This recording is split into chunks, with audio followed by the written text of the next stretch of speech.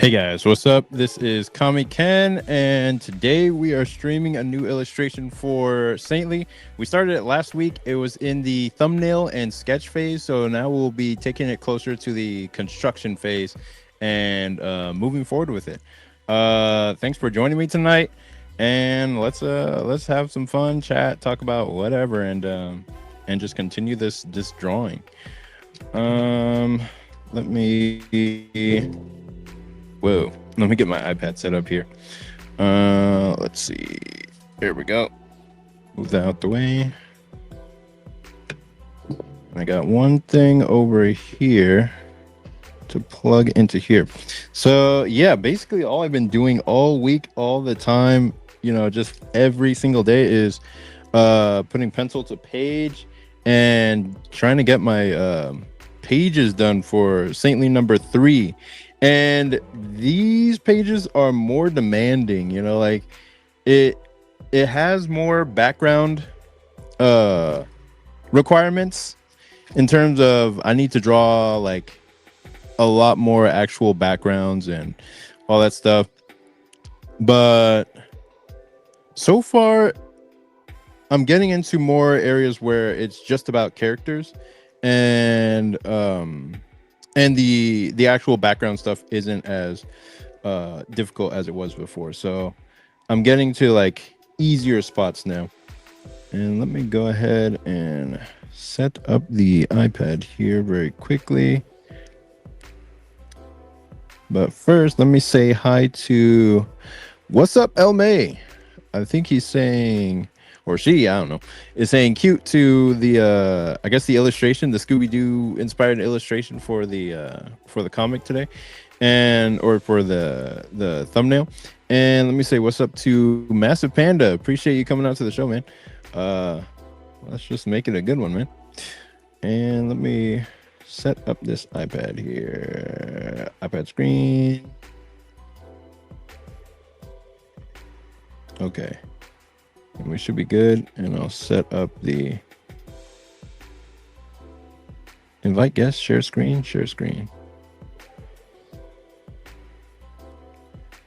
There we go. What if I hit window? Yeah, it doesn't have that for some reason. Share. And then y'all should be able to see everything I got going on here.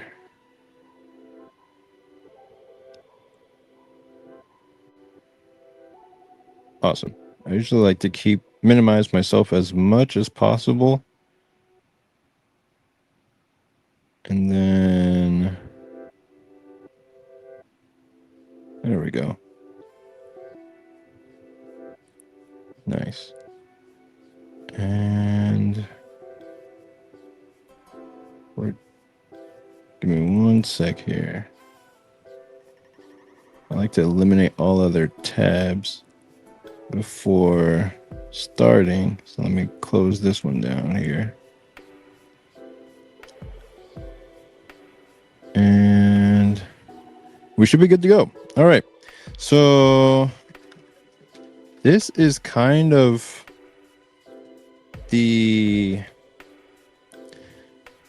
it's kind of the pose that I'm trying to go for, but I'm gonna need to do a few more layers of figuring out her posing and her face and how it's going to be positioned in this illustration here. So what I'm gonna do is I'm gonna hit save, and then I'm gonna open up my VizRef, which is just a board where I keep all the illustration reference that I'm using for this particular image. And I put some really good stuff here. Like this is really, really pretty. Like I just like how this is colored. Okay, y'all can see it good. I like how this is colored, and the posing is really strong. And I don't know, it just feels luminescent in the way that it's colored. I've also liked this illustration before in the past, seeing it just come across my feed on social media. So I'm gonna put some of some elements from that in the illustration as well. But I do like the loose line work there is on this. Though I might make it more closer to this probably. Or maybe I don't know. I'll figure out the line work as I go along. Like this looks pretty close to what I'm aiming for, but we'll see as I do the actual like illustration. So let me see. Say what's up to Nick's Dream. Say sup, Ken. What's up, man? Panda says that rough pose looks great. Appreciate it, man. So I have like I guess a posing criteria that helps me. Let me see. Split view, slide over. There we go. I have like a posing criteria list that helps me strengthen poses to make them stronger. So I'm going to. Actually, I don't know what to do here. I have like a soft eraser. So I'll treat it like I'll probably do like a kneaded eraser type thing where I lightly erase everything I have. I don't like her expression 100%, so I'll even erase that. It's just kind of in the right place, but not quite. I do kind of want her wearing goggles just so she has something to do with her hand that's going up to her head. And I am utilizing her back as well, so I want that to be prevalent. But this is where like knowledge of anatomy comes in and knowing how to put things in the right spot. Because actually I can do anatomy pretty well just out of my head because I've drawn thousands and thousands of poses over the years to the point where I could just I have a working knowledge of how to get the effects that I'm going for just by imagination. But when I'm doing something kind of like this, which is a little bit more in an unusual pose that I'm not used to drawing, I have to use reference to look it up and figure it out more. So in this case, what I'll do is I'll go over here and I'll even, so I'm going to call this line 1.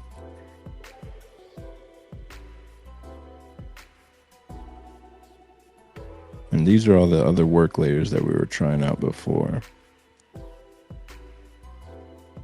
And basically, I want to leave that there. Lower the opacity on this. And I'm going to try to go for a stronger pose than what I currently have. So when I try to do that, what I do is I'll just go wild. I'll like draw in multiple different angles, draw the arms and limbs and all that stuff in multiple different angles. I'll break the pose to where it's just that's not how a human would even be standing or using their body. That's not realistic. I'll just do whatever it takes to kind of break out of the conventional.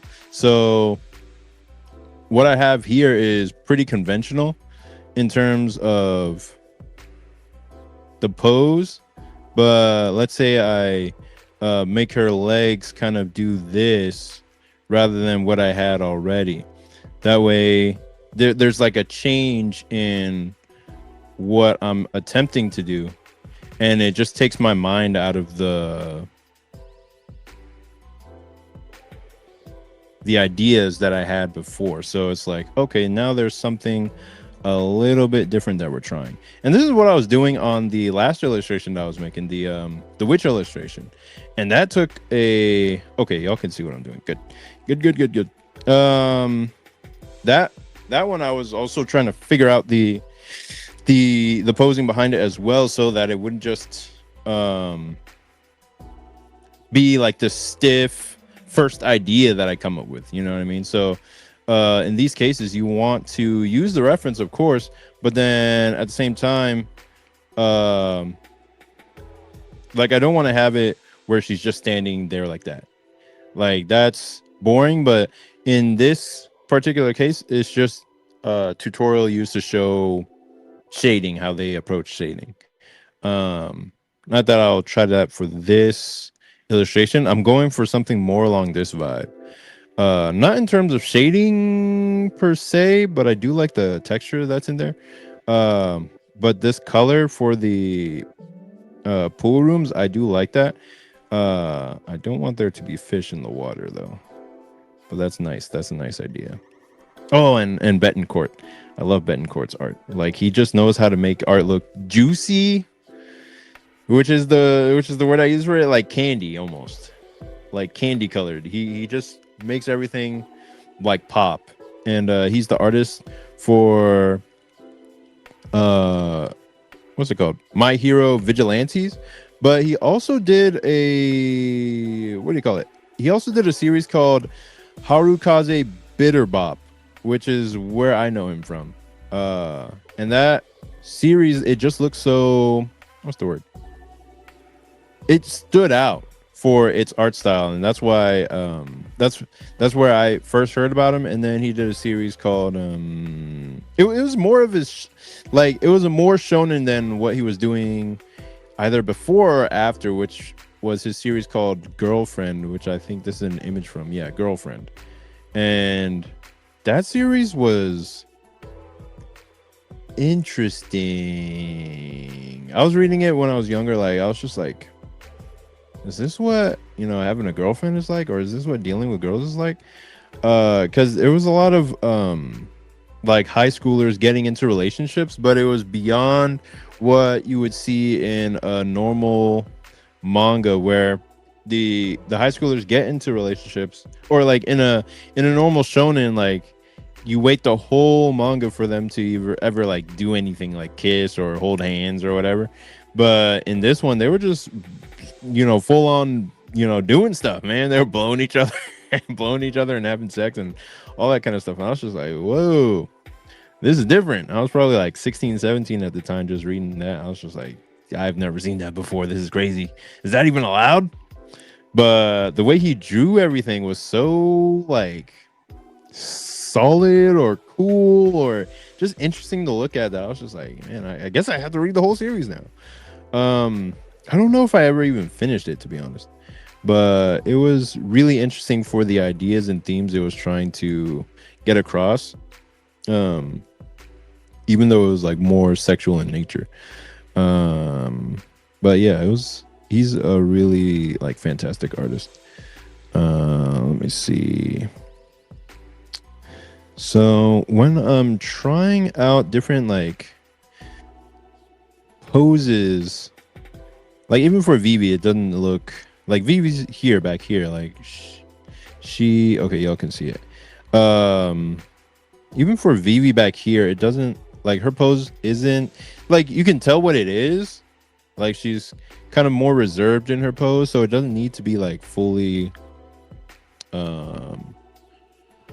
as expressive as Chelsea's in the foreground here, because her acting or her expression is more reserved. Like Chelsea's like, oh, I told you we would have had like some type of fun in here, and then Vivi's like, well, I guess you're right, you know what I mean? But then there's this like monster thing in the background that is looking at them.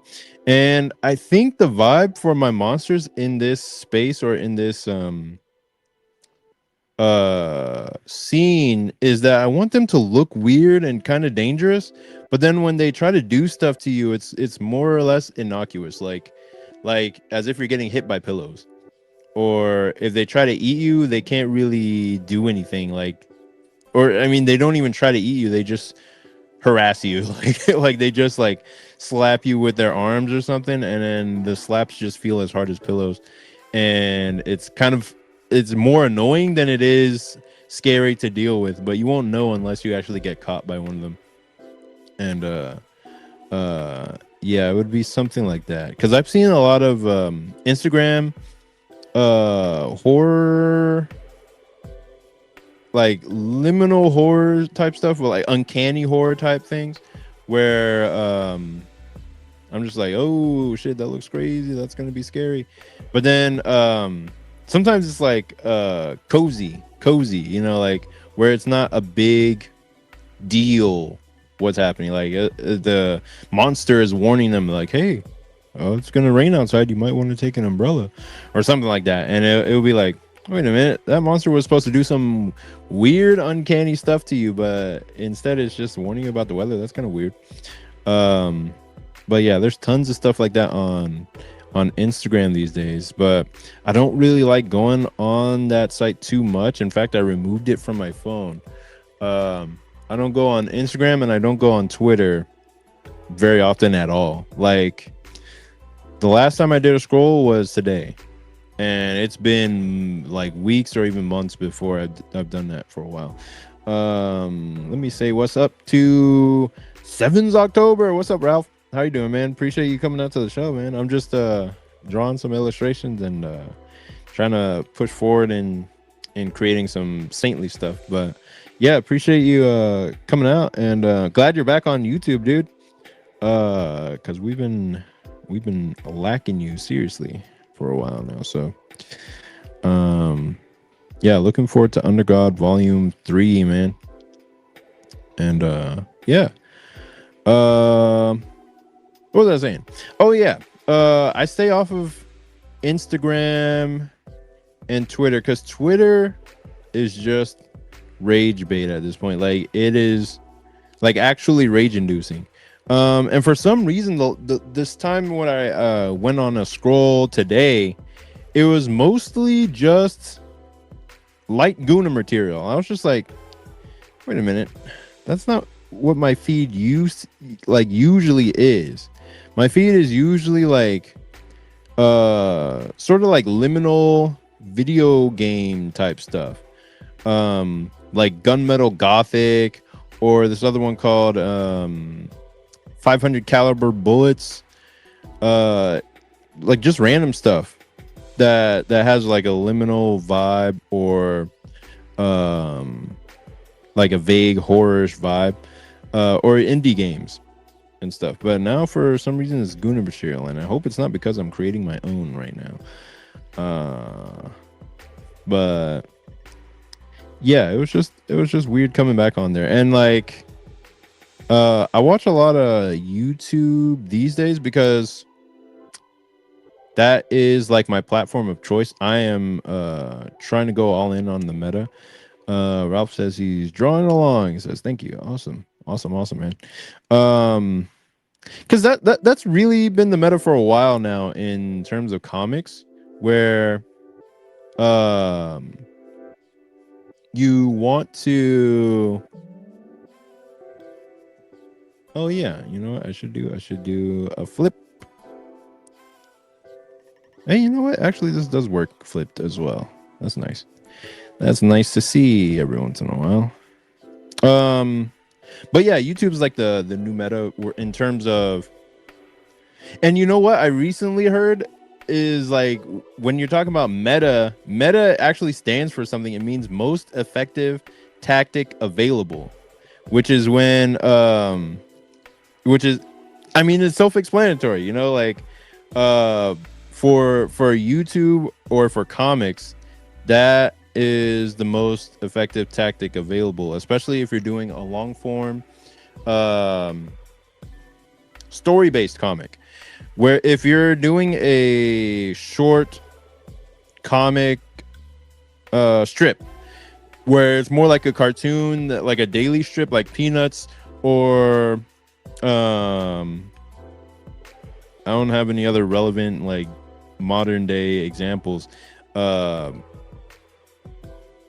I would say like the racist elf comic by what's his name, Marivis, and there's other examples, but there's this comic with this girl who has no arms, who every time somebody walks up to her, like she'll dap them up like this, and people are just like looking at their hand like, where did that come from?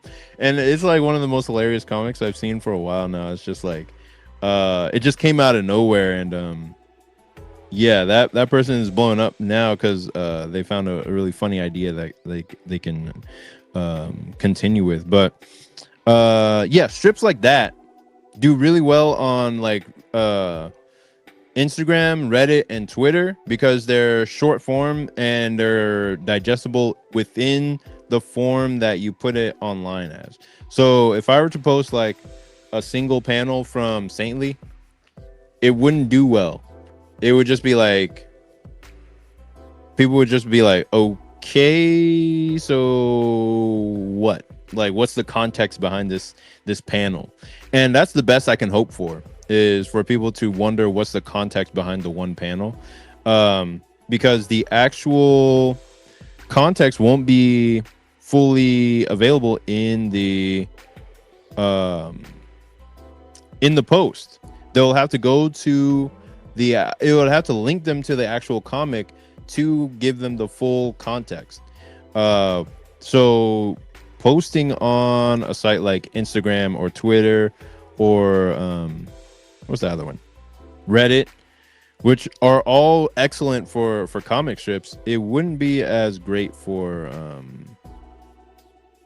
a long form comic, because people want the whole context on the site that they're scrolling, and if it's not there, then they'll just leave it alone. Let me see what Massive Panda is saying. It says, yeah, I think the IG algorithm has been broken for years. Back when I was on it, the suggested posts, reels, etc. had absolutely nothing to do with the content I followed. Oh yeah. For me, I haven't had that exact issue. It's been pretty consistent in showing me things that I actually would like. I see a lot of stuff that's really cool by like this creator called like Toasted Sushi, or this other one called Nam Mac, or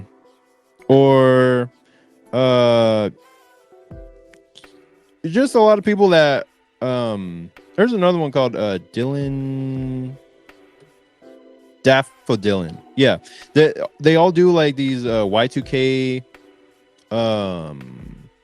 style pieces of art. Like they do Y2K style, and it shows up on my feed, and I'm just like, oh, this is pretty awesome. So I like those. But on Twitter, I'm just like, on Twitter, I filter out a lot of stuff I don't want to see. And I've been once I figured out where the filters are and how to like actually turn those on, it was just a much better viewing experience. But nowadays, I just use it to message my my writers group chat, and to what else? I guess see some of the art that shows up in my like recommended. But the feed, the main feed, I turned that off. Like I use a program on Google Chrome that turns off that live feed. So now I never see anything that I don't want to see. No, actually, I don't see anything at all. So that way I don't get trapped into scrolling on Twitter. And I've pretty much broken that habit, but replaced it with a new one, which is watching all this nonsense on YouTube. So on YouTube, I'll see all this stupid crap about like Twitch streamers or like famous people who went broke, or just whatever internet drama is going on. And I'm just like, oh, that's kind of interesting. Like it's just filler content for the mind. And I'm just like, I wish I could just be better than this, but I'm not. So I'll watch it and get nothing out of it. But really, it's like watching it, I'm partially seeing what is trending on YouTube, or what is what is the talk of the town on YouTube. so I can see like, okay, well, what are people interested in? There's a video that I was thinking about making, where everybody's watching this new show called Smoking with You Behind the Store, or Behind the Convenience Store. And I remember reading the first few chapters of that like years and years ago. Well, not years and years ago, but like a while back. And I thought it was just okay, but I had to stop because it wasn't really like going anywhere, or I didn't get a sense that it was going anywhere at all. So I was just like, well, I mean, it was kind of interesting while it lasted, but if this doesn't have like a story or a larger story that's gonna happen in a couple chapters or so, then I'm just gonna dip out. And I mean, that's just the thing that happens with like most comics. Is like, you might like something, but if it doesn't do the kind of stuff that you're looking for, then you can just leave it. And I kind of want to make a video just to be on the opposite side of the crowd. Everybody's praising it like, oh, this is the best thing since sliced bread, and I want to make a video be like, no, it's not, and be a dickhead about it. But there's not necessarily like a whole bunch of value in that, but there is like something to be said about going against the grain and not following in the trend that everybody else is following. But I don't know if I want to just get views by being the opposite of what people are saying. Like, I might try it, but I don't really know about doing that right now, because like my philosophy these days is to just like jump into stuff that you actually like instead of complaining about things that aren't the way you would prefer. Just get into the things that you'd actually like. They don't even have to be trending or from this modern day and age. You can just get behind stuff that interests you in general. Like, there's so much stuff that isn't trending online that I really enjoy, like privately, like by myself. And I don't mean like what do you call it, like Guna material or not safe for work stuff, but things like Slayers, like the anime or manga for Slayers. No, not the manga, just the anime. Like, I only specifically like the first 3 seasons of the Slayers anime, and not really any of the movies. I didn't watch the movies because they weren't as funny to me as the first 3 seasons specifically. And even the 3rd season, I wasn't as huge into as the first 2 specifically. Like, those first 2 seasons of Slayers are golden to me. It's about this girl named Lena Inverse, and she's a magician, and she's just like extremely powerful for no reason, but at the same time it's like really fun, and just a goofy adventure that they have. And I really enjoyed it when I was younger. I think I was in high school maybe when I was watching it, or maybe I was in community college, but that was just one of those shows that I just randomly stumbled across on YouTube and really took a liking to. And then I recently, let me see if this works flipped. I recently rewatched, well, last year, but I rewatched Rurouni Kenshin, the first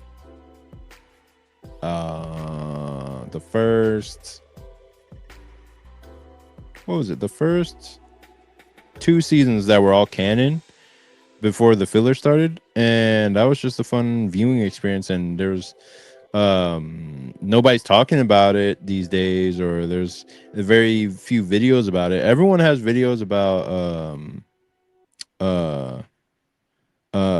hold on, I just saw El May said, I love Slayers. Awesome.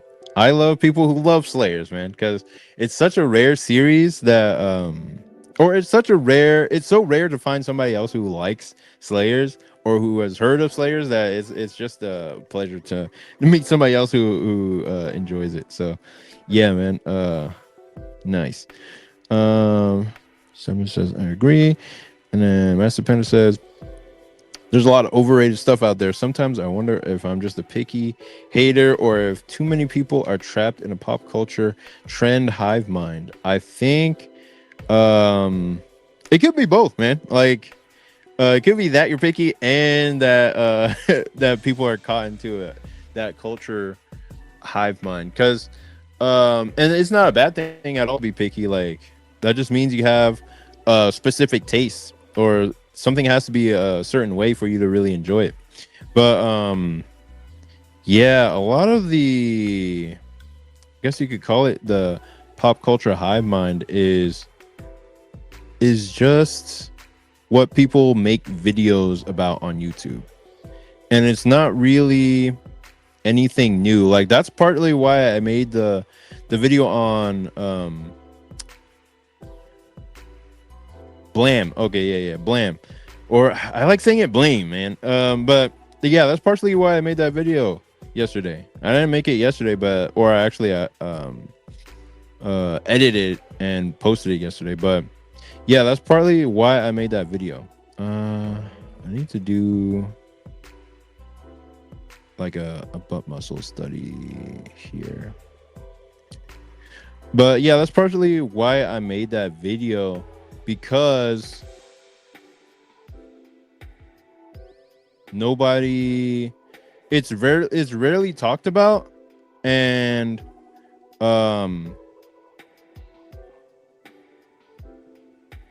I personally wanted to talk about that aspect of it, which is the words at the beginning of the series that kick it off, because I have always been interested in it, and there's very few videos on YouTube about it. But even PewDiePie has talked about Blame in the past, and it was really cool and interesting to hear somebody like really big talk about a series that is kind of weird and out there. But let me say what's up to Ictus. Appreciate you coming out to the show, man. We are just drawing and talking, and that's pretty much it right now. But yeah, what was I talking about? Yeah, that's why I made that Blame video, which is just to talk about something that isn't talked about a lot. There's a whole bunch of videos and stuff that I want to talk about, but I don't have any like in-depth knowledge about anything, because I'm not like a critiquer or a reviewer or somebody who just takes in the media. I'm a creator, so I have to take I have to use what I take in and make something out of it.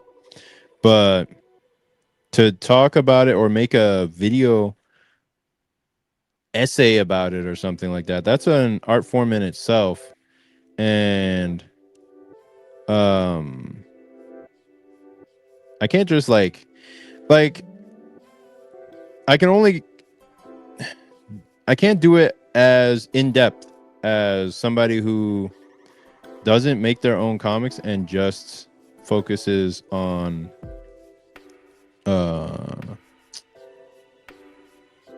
making content in that way. So I have to try.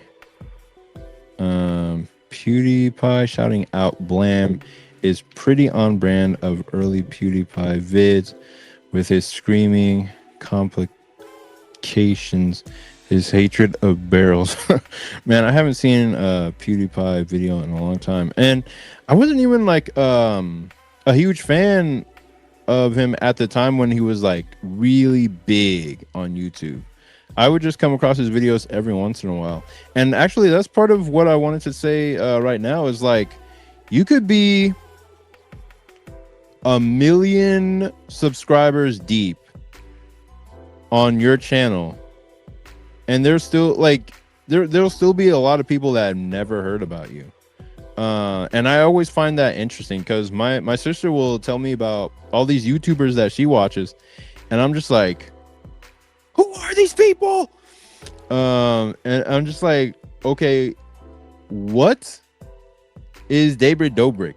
And she'll be like, oh yeah, he has like 6 million subscribers, and he hangs out with his friends and he does all this stuff, and I'm like, who is that? And it just goes to show, it's like there's spheres of the internet where there's a vibrant community, but you'll just never even hear about it or know about it because you're not a part of it, or you're just, you know, into something else. You know what I mean? And that a bit of more of a morbid example is about this this creator named Oliver Tree that just passed, where he was a like a musician who really affected a lot of people's lives, who really touched a lot of people in terms of like his music and the memes that he would do, and his like antics and whatnot.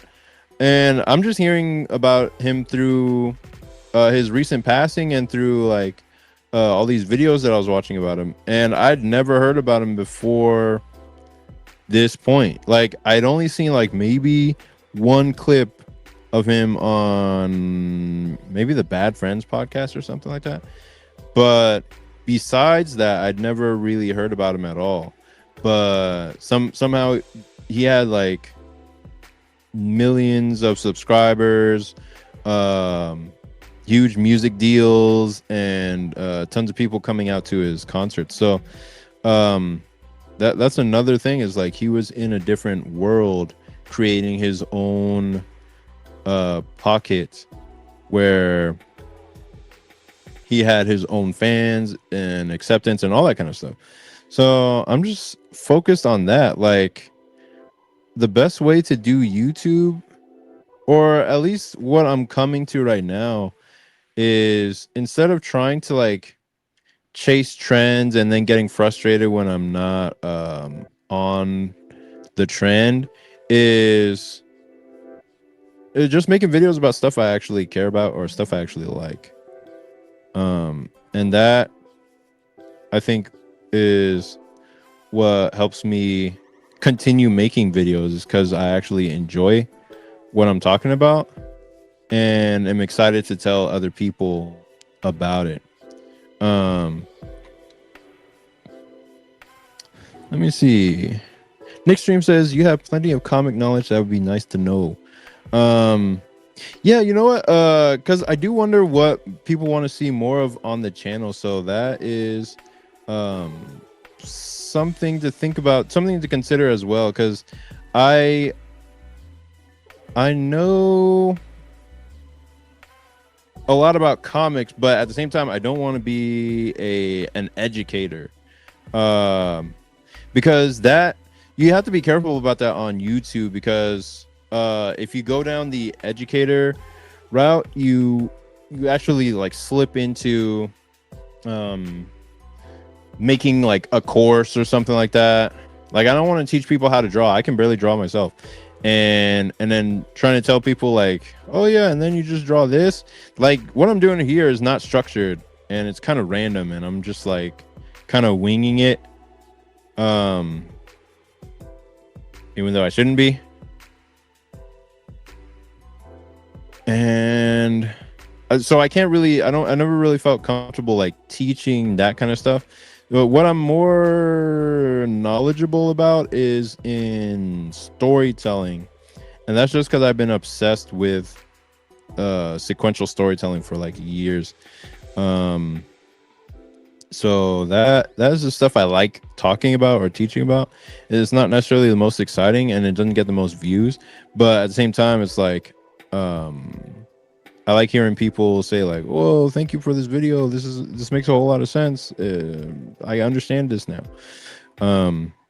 Or even the video about the creator named Arai, who created this game called Etherina Beta that I did a video about last year, and people were like, I'm still getting comments on that video because nobody else really talks about that creator, but he was a creator that really helped shape some of my formative years with the games that he made and the style that he drew in. And I was just like, man, nobody talks about this person. I want to talk about him because he's interesting to me.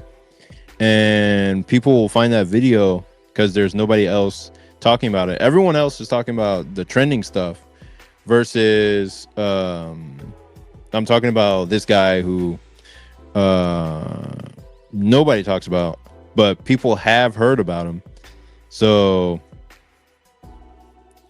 that's like a way to find a niche or find your place where instead of talking about the trends, you can just talk about things that you actually care about or like. I think, I mean, as long as I get the back correct, I'm happy with this drawing. I still have to correct some things here and there, make it good. You know what I mean? That's one of the major focal points of this illustration. So if I get it wrong, I get the whole thing wrong, and that will make me angry. Anyways, let me see what the comments are saying. Let me see. This says, I completed my first comic, making some edits, increasing the font size to make it more readable. Oh, that's so fucking awesome, dude. Awesome, man. Congratulations on finishing that. I think we looked at it on the show before. It was like this it was like super illustrative comic in these like floating worlds and stuff with the character kind of jumping through the worlds, and it was or like the land and whatnot. It was really interesting. Let me see. Ictus says a lot of celebs are dying in their 30s this month. It is to me is terrifying. Yeah. I just recently heard about the voice actor of Lilo and Stitch, and the voice actor of Lilo, and I forget what the other voice was that she did, but those were such strong voices that I remember from back then. I'm just like, man, she's gone now. Like, what the hell happened? That's crazy. Let me see. Oliver Tree and DeVay Chase. Yeah, exactly. Yep. Yeah, you just said it. DeVay Chase are celebrities who passed away in their 30s. Yeah, she was like 34. I just came across it on my feed earlier today, and I was just like, dang, she's gone too. Wow. Master Panda says, I mostly prefer channels who just do their own thing instead of chasing trends. It allows me to get exposed to different niche stuff I wouldn't have known about otherwise. Awesome. Yeah, man, that's the direction I want to head it more towards, because it's like there's so much stuff that I see online, so much stuff that I have seen in the past that literally nobody talks about, and I want to shed some light on it, but I'm just not 100%. I'm not that great at making like videos right now, so it's like I need to level up in terms of my YouTube videos, and I still make 4 videos a week plus this live stream, but I don't want to put so much pressure on making one video a week that's super highly edited and all this stuff. I want to put more emphasis on showing up as often as possible, but editing where I can and finding a smoother, easier way to edit and stuff. So that is what I'm focused on going forward and all that. But yeah, like trying to draw some better stuff. Sevens, you can draw. Appreciate it, man. Yeah, appreciate it. Sometimes, like, I think since we're all our own like harshest critic. Oh, you know what? I should draw her arm more like this. Yeah, because it's like right there, but at the same time, it's more open because her hand is down there. But yeah, like in my head, I'm always thinking like, okay, I might be able to draw, but I might not be the best teacher at it. Like it would just be a lot harder to actually teach somebody else how to do what I'm doing because what I'm doing right now isn't super structured. But yeah, if this says more cheesecake and no, oh my god, man, yeah, it is starting to head in the more cheesecake direction. But it won't be every piece that I'll be doing like cheesecakey stuff. It's just um exploring more of that side of myself because I've literally held back on doing that type of stuff over time, like over the years, just out of fear of judgment. Um, literally, that's the only reason why I've never done this type of stuff because I didn't want to be judged, not like by my family for one, and for two, like I grew up like really heavily like Christian, so drawing anything like this would be like a big no-no, and people would be like, whoa, you're drawing stuff like that, I'm gonna tell. And it's just like, oh fuck, I don't want you to tell on me. I gotta go to church tomorrow. um Ictus says, thank you, man, it's been a journey, I'm thrilled to release it soon. Sick. Let's see, Nick Stream says, looking juicy. Ictus says, everything is wrong, no it's not. Master Panda says, I'd much rather see a YouTuber spotlight some really obscure comic he bought from an indie creator in person at a con than to hear the 1 millionth YouTuber talk about absolute Batman. Yeah, man, I know what you're talking about for sure. Like, so everybody's gonna be talking about like the new Supergirl movie or the Spider-Man trailer that just came out. I mean, I'm seeing those same things, but I'm not like, jumping on the trend of making videos about them because it never ends. Like there's always going to be something new that comes out, but there's so much good stuff in the old that I don't have the energy to complain about the new stuff being bad because there's so much good, amazing, life-changing stuff in old anime and manga or even old movies. Like there's so much better stuff that came out before that gets no shine or no light. Just some random movie that comes to mind that you've never heard about is this movie called, man, I don't even know what it was called. I'm thinking it was Dog the Bounty Hunter or Dig the Bounty Hunter or something like that on Netflix that I was scrolling with my aunt and my sister, and we were just looking for a good movie to see on Netflix, and we came across this bounty hunter movie, and it was just a funny, good time, but it wasn't like the highest quality of cinema, and it wasn't the lowest quality stuff that to where it was boring. It was just right in the middle where it was just like a good time, and we watched it and enjoyed it. And yeah, that's just one of those random thoughts that comes to me. It's like there's so much obscure stuff. And Strange Brain Parts, he'll talk about some obscure things that most people haven't seen. I do want to do a video one day on this comic called Druna. Is Druuna. Like that's where some of my tastes come from in terms of like cheesecake type stuff. And let me show you. It's gonna be hard to find something that's safe for work. But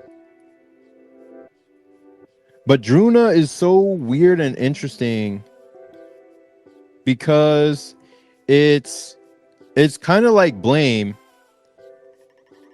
except it's this big booty Latina who's in the Blame world, or in this huge liminal space where there's monsters and just this extremely weird, crazy environment. There's literally nothing safe for work about this search that I just did. Oh my god. What can I even show that's not gonna get me demonetized? Oh my Jesus Lord. Just type in Druuna Serpieri and you'll be able to see something interesting.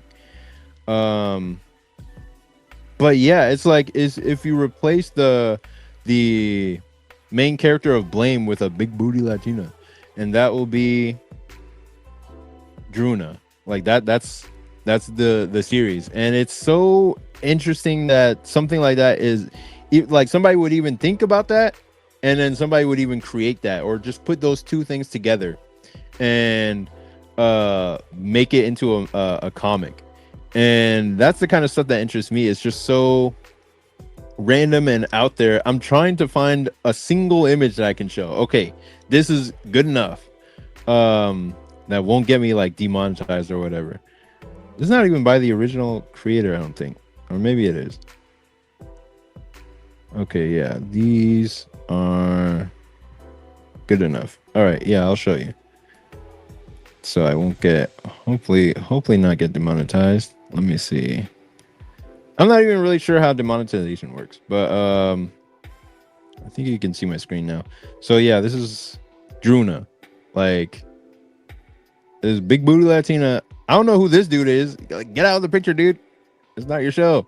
But if you look at the background of this world that they're in, you see like this is a huge mega structure type place that they're in, but like you just have this big booty Latino running around in that world, and it's just like interesting. It's like mixing sexuality with actually this is the exact hand that I need for the drawing that I'm doing, or the exact arm that I need. Well, not really perfect, but yeah, I mean that's just what it is, and I can't really show much more than that without, you know, getting the stream taken down. But that's the kind of stuff that nobody talks about on YouTube. It even had a video game, which I didn't play, but I've seen. I just recently heard about it. I was just like, oh, it's got a video game. It's more tamped down, like it's not as sexual, but it does retain those elements of like this liminal horror type space where it's just you're walking around this world that's just kind of crazy and weird. I have a beta reader PDF if you're interested in reading it on your own time. You want to give critique. So far it's been positive. Awesome, man. Yeah, send that over for sure. I think you have my email as well. Okay. It's good to have a friend that's both a letterer and editor. Tear you a new one. Yeah. Can you know how to draw, bro? Don't be so harsh on yourself. Yeah, sometimes. I think too deep about it. Let me see. Master Panda says, kind of like your videos. There's something very modest and old school about them. They kind of remind me of OG era of YouTube, where it was just a creator with a camera. Yeah, I mean, like that's the era of YouTube I come from. Like, you can still see my first video I ever made on YouTube on online. Like, I have it around here somewhere, but the first video I ever made was with an iPod second generation, and it was the iPod that looked like a flat screen, and that was the first thing that allowed me to shoot video, and I made a video from that, and that's why I posted to YouTube. And yeah, I've been on here for like 14 years or so, since I myself was like 15, but inconsistently, you know what I mean. Damn, bro, I'm going to telling you for dropping an F-bomb on live 4K. Oh my god. Unless, oh my god, just commission me, dude. I'll do it for a commission, man. So Ralph says he has some Druna stuff. Can't show anything. Yeah. Can't show nothing about that. Oh, that's actually really cool. I would buy some if I could. Yeah, if I had money, I would buy some, but I don't know how much it costs, because that stuff is probably hard to come by. But maybe he is big in Europe. And the name makes me think he's like Italian or something. Let's see. Elme. Even the Wikipedia picture isn't safe. Yeah. Nick Stream says, hey, yo. Heavy metal featured Druna. Oh yeah, that makes sense. Makes a lot of sense. Vampirella. Von Coleman of the Phenomenova comic is another OG. I checked out his channel after I met him at HeroesCon. His videos go back, way back. You know what? I wouldn't have thought that having, you know, had discussions with him, because he's younger, but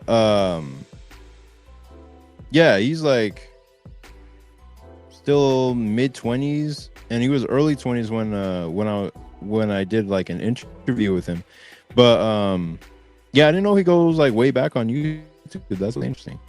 He is articulate and whatnot, but it's weird like how he's like in pictures with like every single artist or every single indie creator online. I'm just like, you don't have to take pictures with everybody, man. Like, let it be organic, you know what I mean? But yeah, he's a good creator. I haven't finished Phenomenova, even though I have like the full PDF of that first volume. I bought it when he was running that campaign.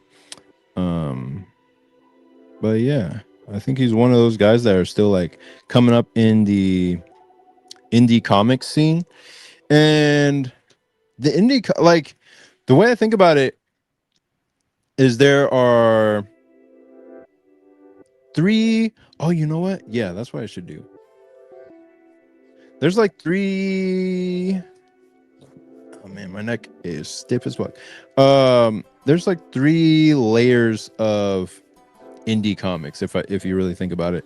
There's the indie comic scene. There's the indie manga scene, and then there's webcomics. And I'm in the webcomic scene, but I'm wondering if webcomics and webtoons, like webtoon type comics, branch, because like the indie manga scene is like people who are trying to get into Shonen Jump, or who just really like making their comics in black and white. That's more the indie manga side. Then there's indie comics where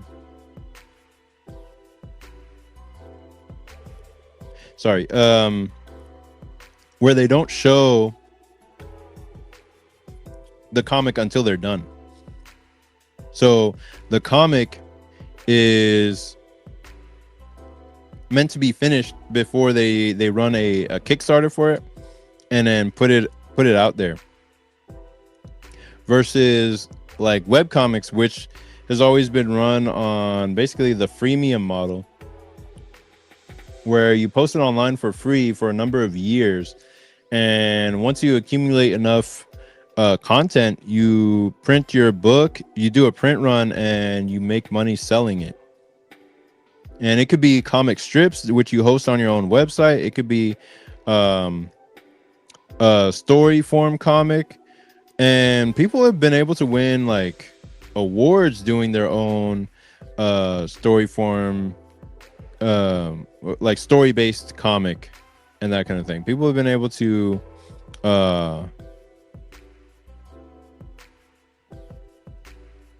get their name known out there just by doing their own like story based comic. So that is the web comic side, where you create your own website with its own traffic. Okay, here we go. I'm trying to reconstruct from what I have here. Basically, drawing in the rib cage. Then we're connecting the rib cage to the pelvis.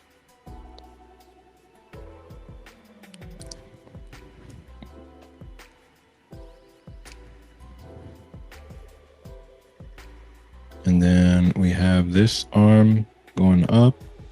This arm going back.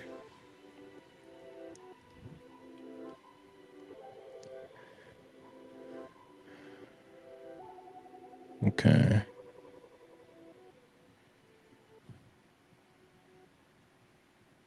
And you know what?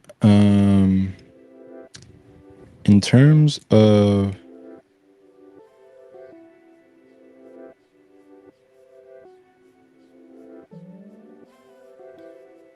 I think the torso should be a little bit higher, and her head should probably be a little bit higher as well. El May says one of the first webcomics I read was Sluggy Freelance. I have heard that name so many times over the years, but I never actually seen it. So I'm gonna look it up right now. Hopefully it doesn't get me like demonetized or something. Hold on. Let me. Can't really tell these days. Hold on. Let me just look up Sluggy Freelance. Nope. Whoa, is that February 22nd, 2026 that I'm seeing? Okay, I'm gonna hit images, and if it's safe, we'll go into it. Okay, cool. All right, yeah, let me hit picture and picture layout. Okay. Yeah, apparently it's still going on since February of this year, but when did it start? It started in 1997, and it was one of the oldest successful webcomics. Jeez Louise, man, that is insane. Sluggy Freelance, Blood and Bone. You know what? It most likely didn't start out that way, but every time, if you have a long enough webcomic, you're just like, fuck it, I'll turn it into a dark story or something instead. Let me see. Book 24. Wow. And this, I guarantee you, this guy is making a decent living off of his comic, because if you, as long as you have an IP that has enough, what's the word? Enough material behind it, then you have like a what's the word? You have a backlog that you can sell for money, and that way you can make a living off of the work and continue to create and post more stuff. So yeah, this page I'm looking at was apparently done in February of this year. So he's been going on since 1997. That would make it 1997 to 2007 is 10 years, to 2017 20 years, to 2027. If he may continue till 2027, it'll be a 30-year long webcomic, and that is insane. But it might be the end of the story. I don't know. Let me go to archives.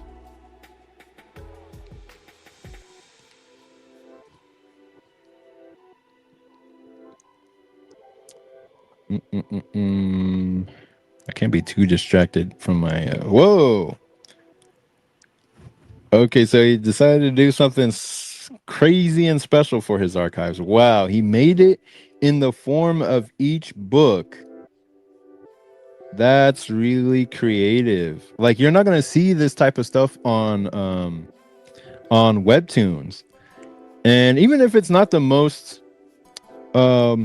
optimized way of searching for the chapter you're looking for, it is intensely creative and so cool that he actually did it this way. Wow, that's really, really cool. Let me just click, I guess, volume 7. Just wow, that's really nice. Wow. And who even knows how he was able to do that? Maybe he formed each book in Blender or something like that. But I don't know, like that's really cool. You just open it and click on it, and then click into the book. And I've always heard of Sluggy Freelance, but I thought that was more like somebody who was teaching people how to be a freelance artist or something like that. I didn't know it was actually a full-on webcomic like this. But yeah, that's really, really cool. The way that they set that up, that's really nice. And if you look at it, it doesn't have to be like the best art in the world, and you can still make a living at it. I mean, this is basically on the level of, like, let's say Dilbert or what do you call it, Kathy, if you know about those from the past. Nobody knows. But yeah, this reminds me of Courage the Cowardly Dog a little bit. But yeah, you don't have to be fully, you just have to be passionate, diligent, and consistent about the idea that you're working on. Yeah, just like Massive Panda says, I got mad respect for anyone who could keep a series going for that long.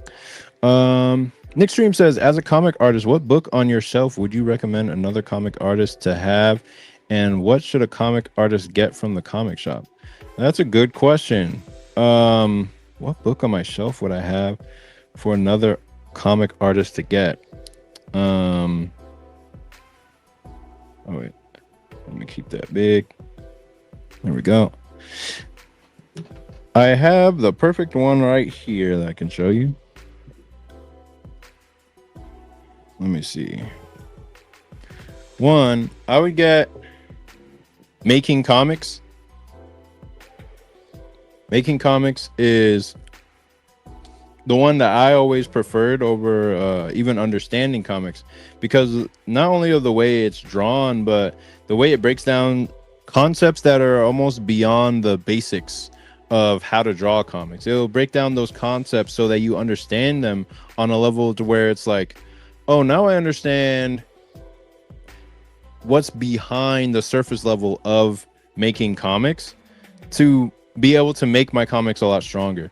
The ideas that I use in making Saintly or even Air Rider is just the stuff that I have read in this book, and also Understanding Comics as well, because it teaches you all the fundamental behind the surface level stuff that allow you to make comics a lot stronger than pretty much anyone else who's just doing surface level aura farming, cool poses and cool stuff with no substance. So if you're able to understand everything behind what makes a story good, or what makes a story, like visual storytelling, work, then you can make really good comics. And that brings me to the second book I have on my shelf. Let me see if I can pull it out.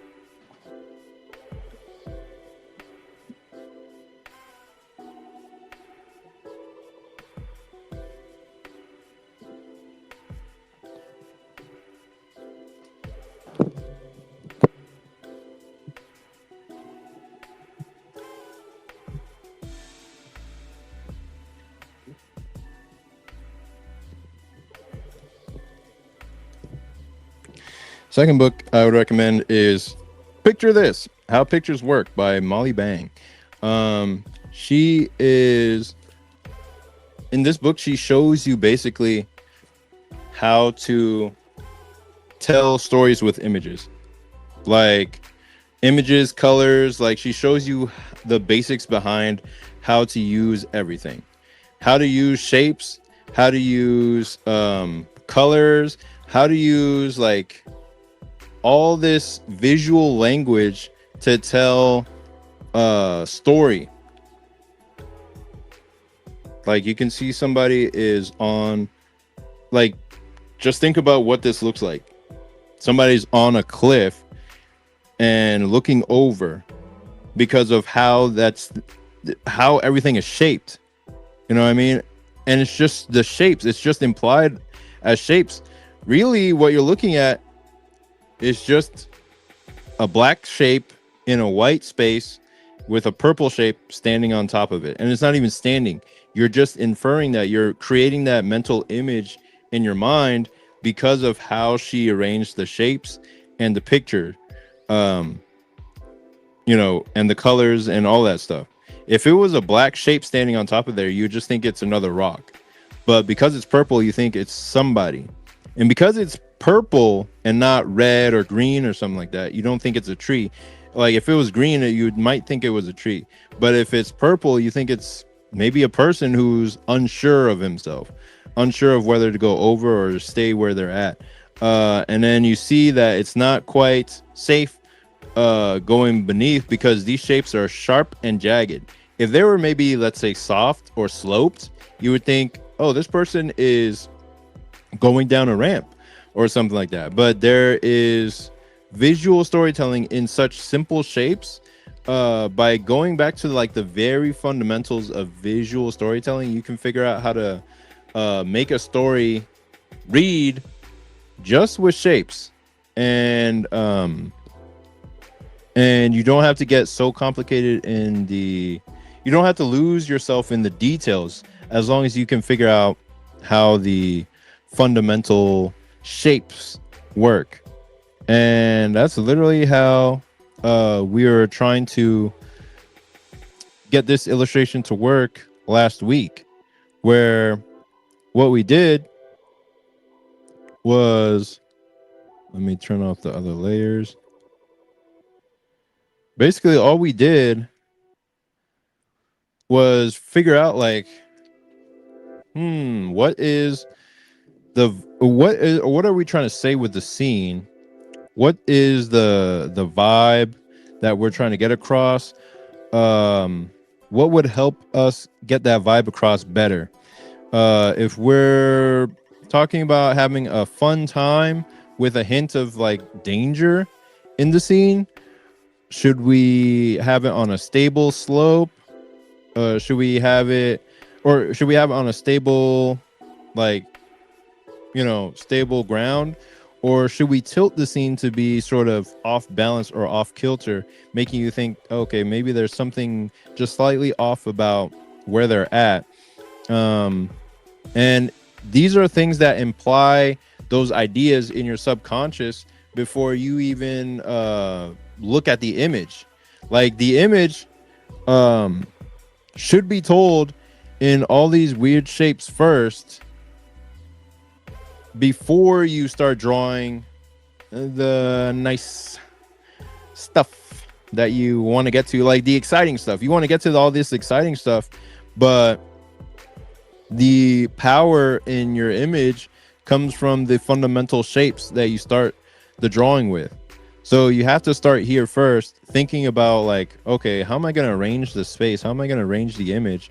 What am I trying to say with the idea? Where do I want to place the elements along the rule of thirds?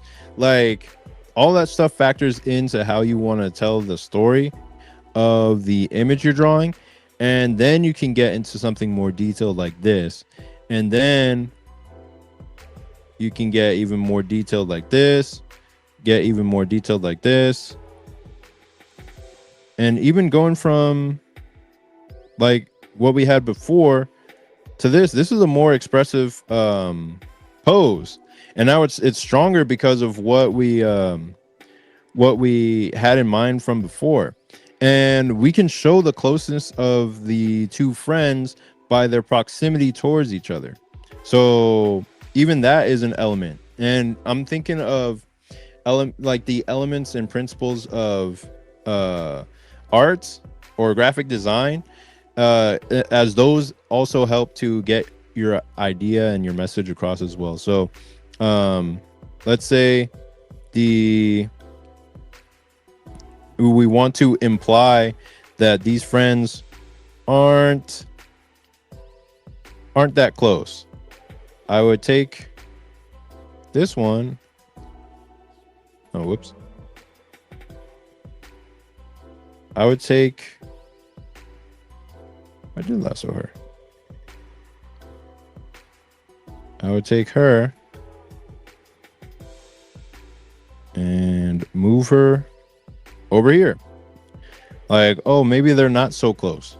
because they're literally not so close. Like when you think about storytelling elements as literal things, then you can just be like, okay, if I want to show that these two are really close in terms of friendship, just put her over here. If I want to show that she's really distant and thinking about something else, put her over here and then face her away. Like she's distant, thinking about something else, and she's all the way over here, just not even involved with her friend and what she's doing. Like, so it's different things like that that show how you can manipulate fundamental elements to improve your visual storytelling. So I'm going to keep her back where she is currently at. And then I want to go to this comment and see what's up to Joseph Lopez. Appreciate you coming out to the show, dude. We're just talking about like visual storytelling and comics and all that stuff. Nick Stream asked a really good question about the books on my shelf and which ones help me the most when it comes to drawing comics and whatnot. So yeah, I'm going to go back to the illustration. We are closing in on a better pose for Chelsea here. So I'm just like, okay, let's continue in this vein and nail the pose down, or nail the anatomy specifically. And then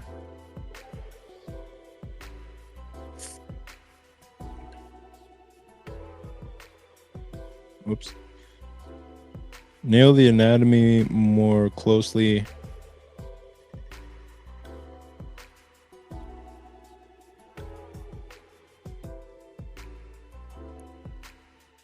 And then I'm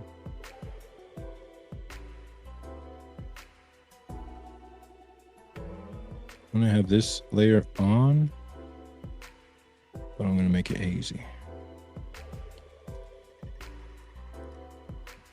Wrong one. Okay. So yeah, we're just trying to get the anatomy correct, or just better than it was. And that line wouldn't really be there as much because she's going to be tugging over here. And what I want to do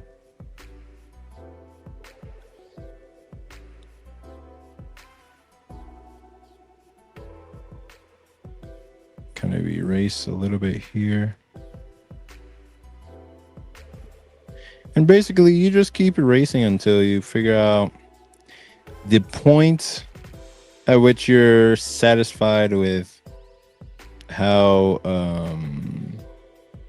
I guess how sensual you want to make the illustration. Like if you want to make it super sensual, you want to go like erase everything, but you know, don't go like you depends on how far you want to go.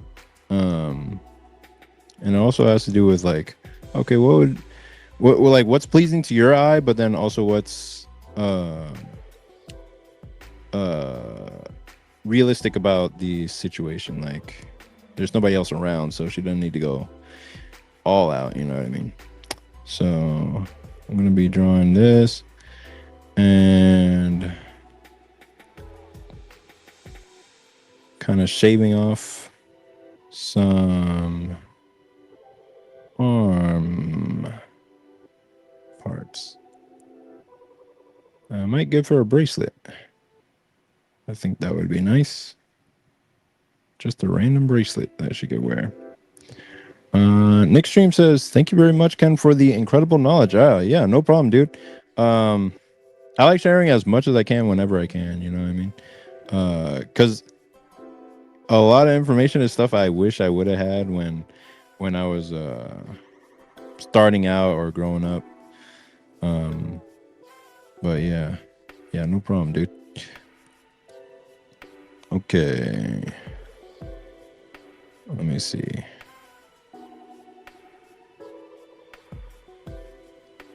And does that kind of work with.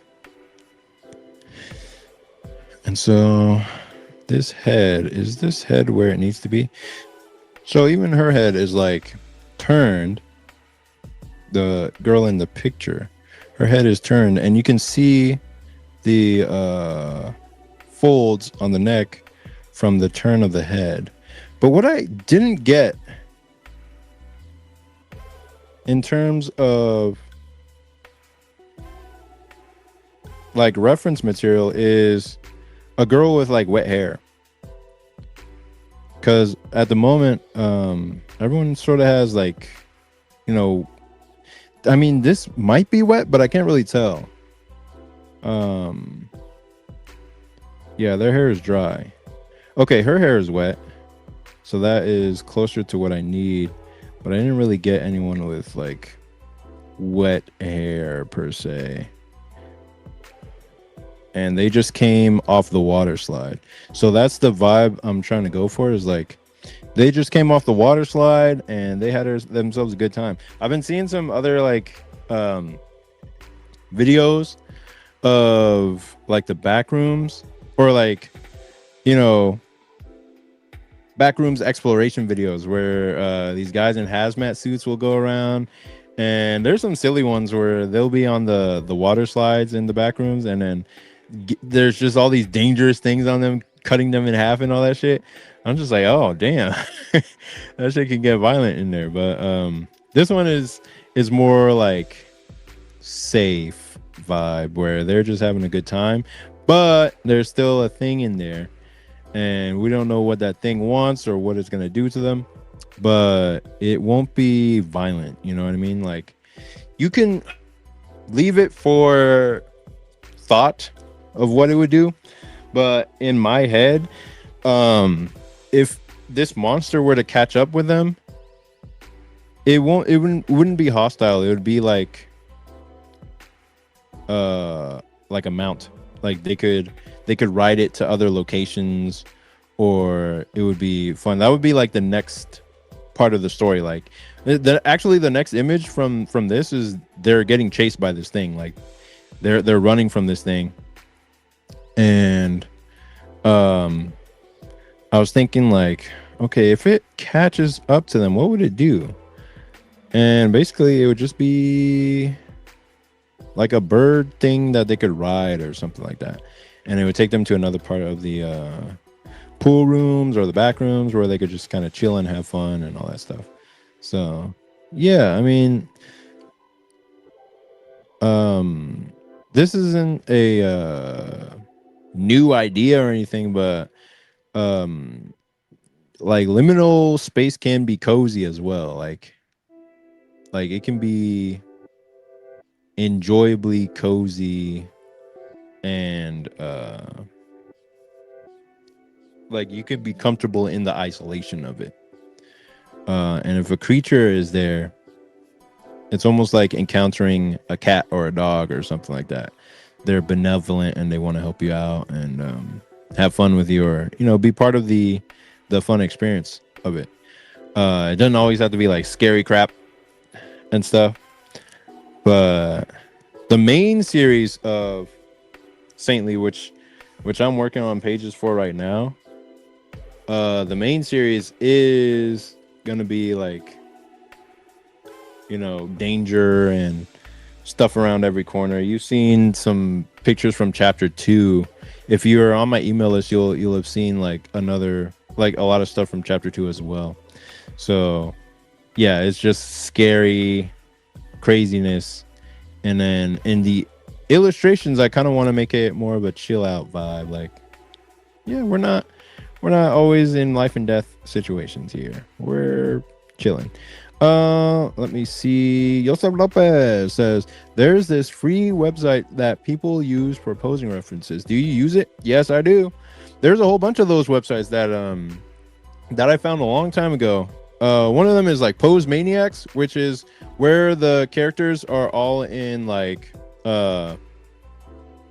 just their muscles.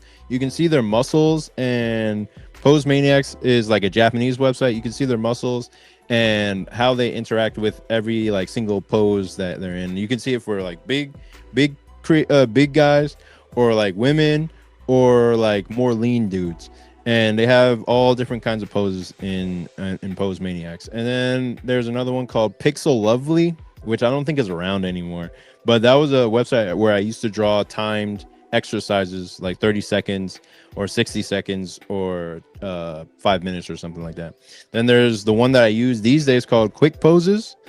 And then when I'm not using Quick Poses, I'll use the other one that's basically the same thing called Line of Action. And that's another really good website that will give you a bunch of references, like art references that you can draw from. And I like drawing faces. I like drawing the backgrounds. I like drawing the people, whatever costume they're wearing. But there's a lot of the same people, same models, same poses, and same like photos that you'll see a lot, that will come up a lot, and you're just like, oh, fuck it. I mean, that's how I learned how to draw anatomy and get good at it. So yeah, those websites were the main ones that I was using for a long time. There was another one called Love Castle a long time ago, but that one's no longer around. It was just the same as anything else. Anything with a timed posing drawing is a good website to use. Okay, let me see, is this realistic? So this is the pose, and does it connect?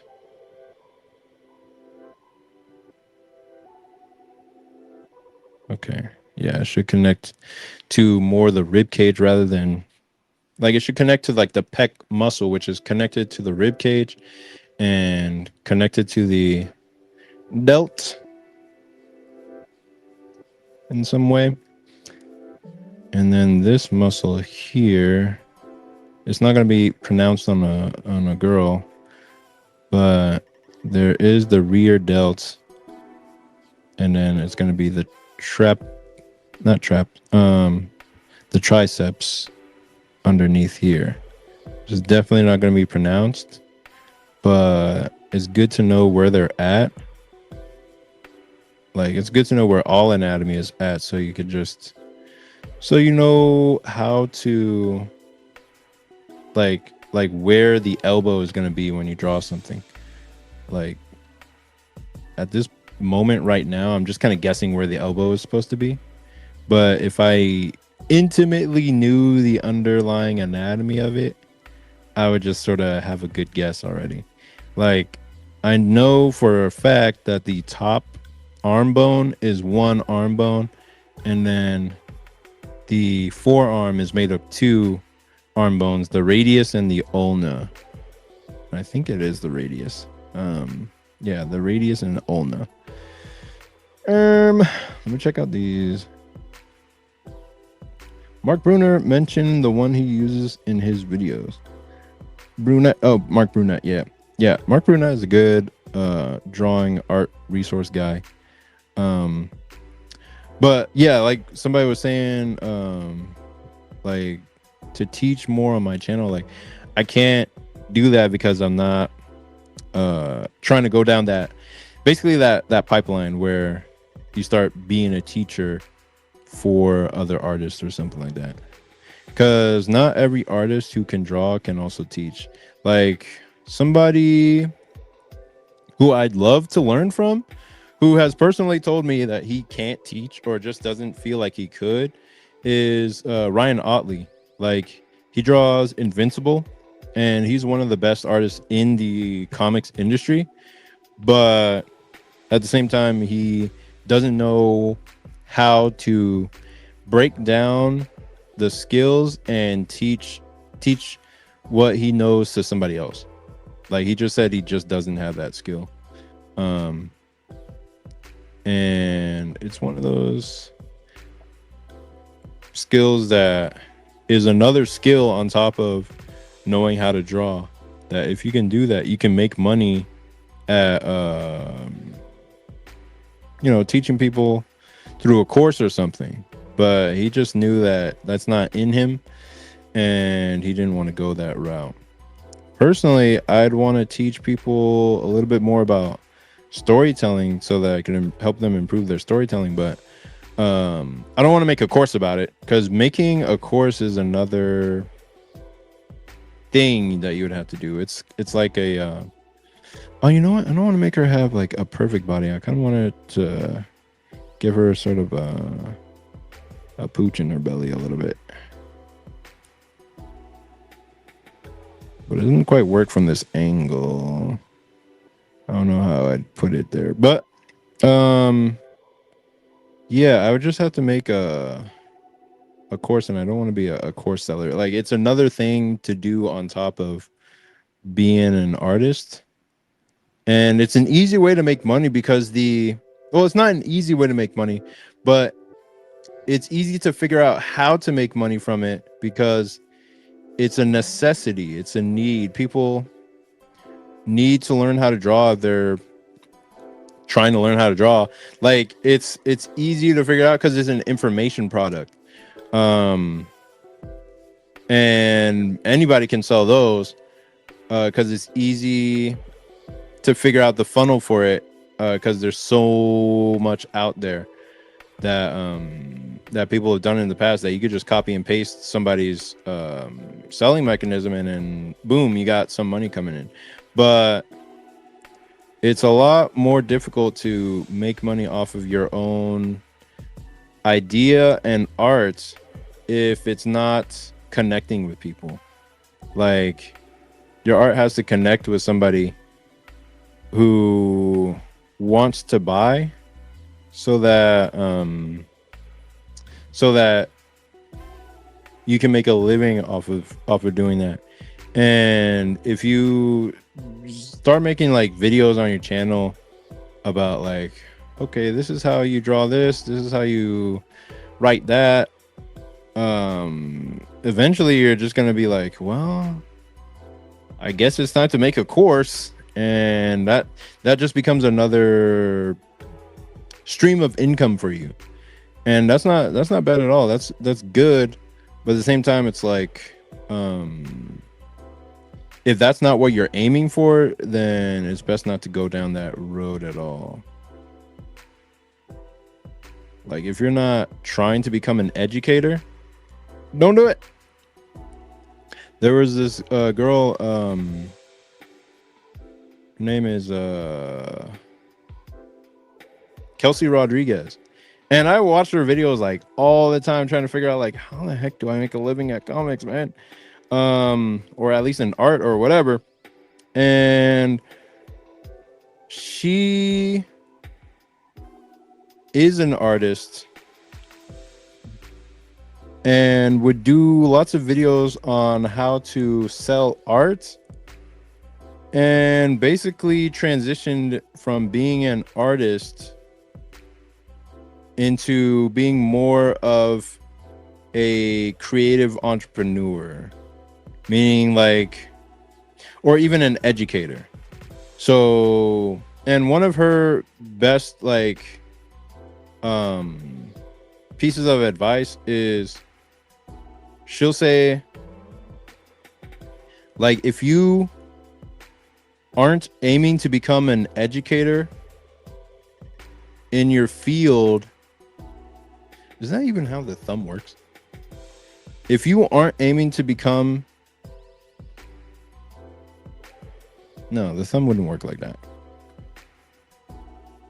If you aren't aiming to become an educator, stop making education content on your YouTube channel and focus on making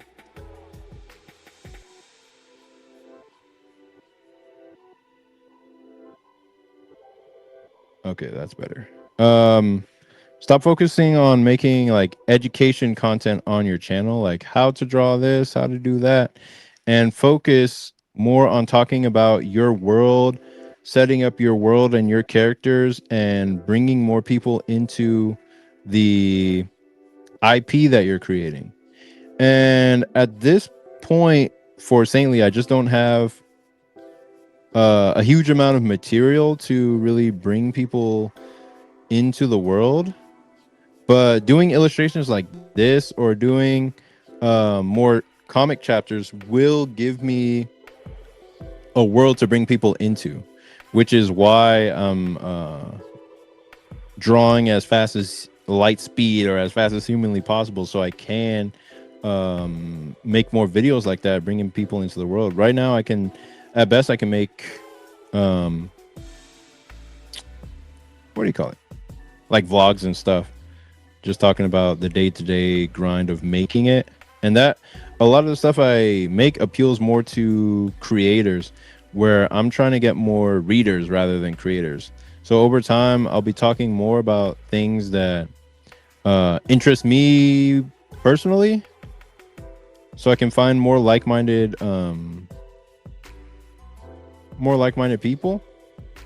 But also, I'll be talking more about Saintly as time goes on, because I'll have more material about it out there. And yeah, that'll be the plan that I try to go with. Okay, I think I've kind of figured out this back hand, which I thought was going to be more of a problem than it actually turned out to be. But yeah, it's not too bad. I guess I'll leave in 5 minutes. I kind of want to do some more of this drawing. There's one guy who I just never expected to really like blow up, that's just big, or I didn't even expect for him to be as big as he was. But his name is It's AJ Art. Okay, I'm glad I got that right, because I was about to say It's a Jart, because that's how I've always pronounced it in my head. But it's AJ Art, and he does lots of like kind of spicy stuff, but he has a huge following on Instagram and YouTube, and he mostly does how-to videos. Even though his style isn't the most anatomically correct, he has like a popular enough style that he gets regularly lots of views on his channel. And he was partially the inspiration for why I decided to go so hard on YouTube to begin with, because like he also has a comic that he's doing, like a webcomic that he's doing, that he's able to promote through his YouTube channel and through what he's doing.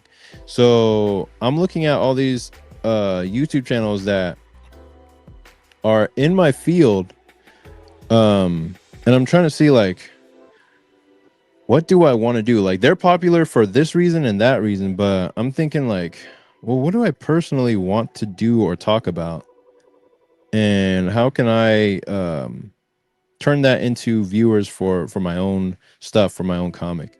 There's like Humming Fluff Studios, Mina Sundberg, who does Stand Still Stay Silent, the comic, and her stuff is really strong, really good. Dang, somehow I came out with a good figure on this. I'll work more on Vivi soon, and that'll help round out the full illustration. But I need to figure out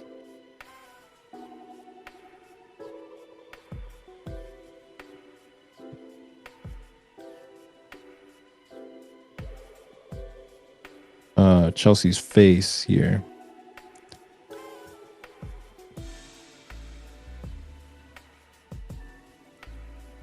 And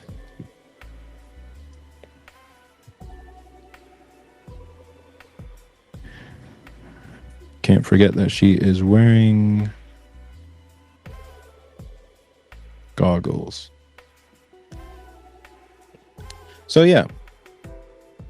And basically, your whole aim is just to find your vibe, or the kind of stuff that you uniquely can make that nobody else is making, and just triple down on that, what you're naturally inclined to do, and do it.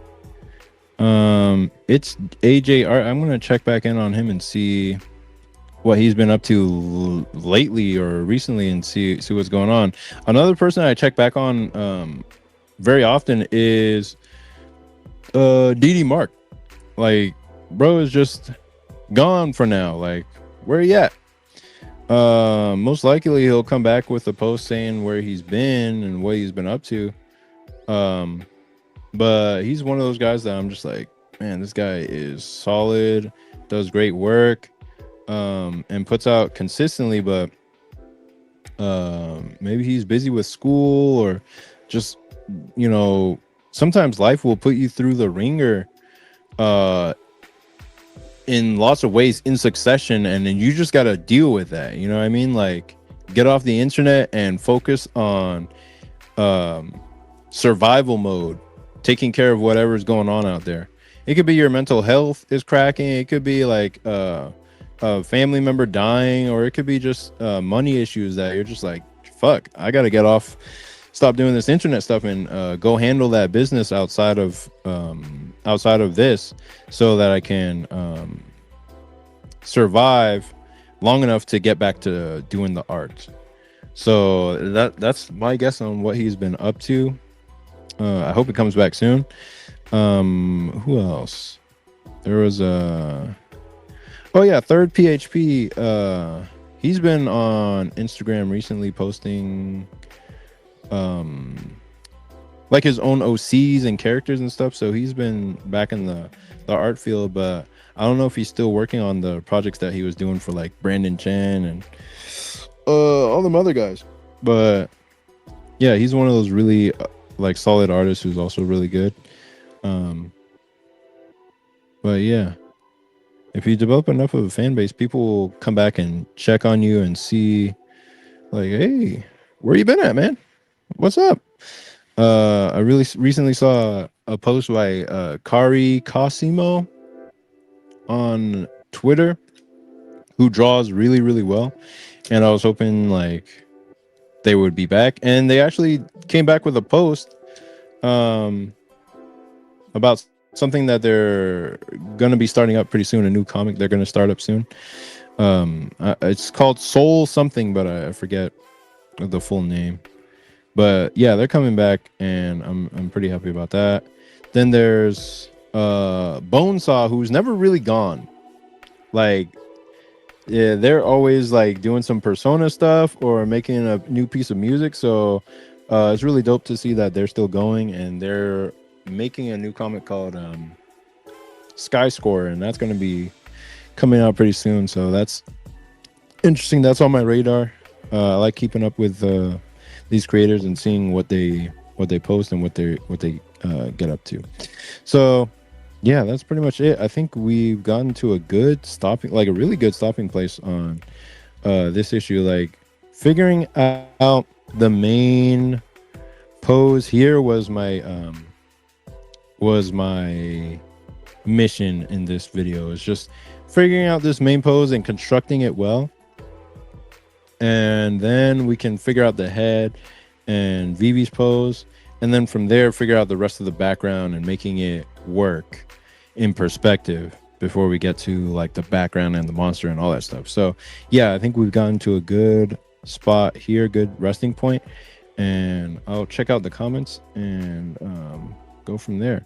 Icta says DD Mark has been an inspiration. I know one of his webcomics got published through Dark Horse. Yeah, 100%. It was a Ruthless Render, which I always thought was better than JJK. Like, it's based on JJK and Chainsaw Man, but I always thought it was a better version of JJK. Like, I even told him that on a stream a long time ago, like, oh, I like this better than JJK, because only season 1 was out at the time. So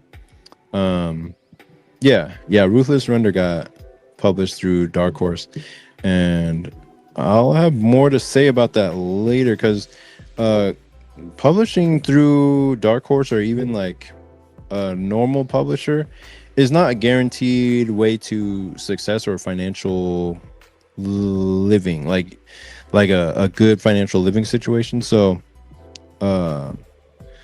there's more to say on that, but yeah, it's really dope.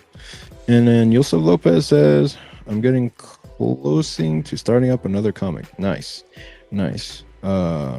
Looking forward to that. And then 7th October says, thank you for streaming tonight. It was fun. Yeah, appreciate you coming out to the show, man. We'll work out the details of that stuff later on. But yeah, that's pretty much it for today. Thank you guys for coming and hanging out with me today. I think we got into a good spot on the illustration, a good pausing spot, and I'll be back next week to, well, not finish it off, but get further along with it. And I'll be continuing to pencil away and ink at issue 3 of Saintly, and we'll just go from there. But yeah, thanks for coming by, and I'll see you in the next one, y'all. Peace.